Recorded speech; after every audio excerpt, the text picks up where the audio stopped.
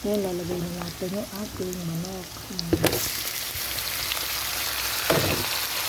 Isasangkisa natin siya. Sa ating mayang na sibuyas.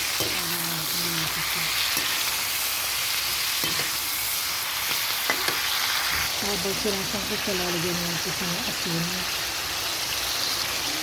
At paminta para magkalasa ng ating manok. Lagyan natin ng tubig.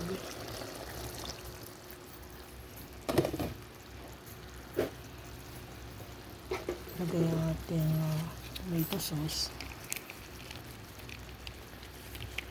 Siyempre, Del Monte, the original style tomato sauce.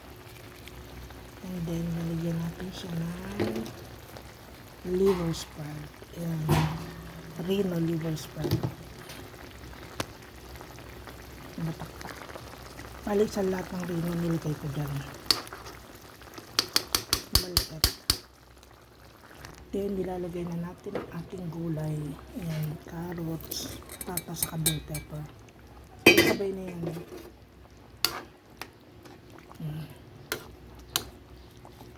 Pag naluto yung gulay natin, luto na rin ang ating kaldereta. Kaldereta tayo ngayon. Kalderetang manok. Guys, luto na ang ating kalderetang manok. Okay, so, sarap po.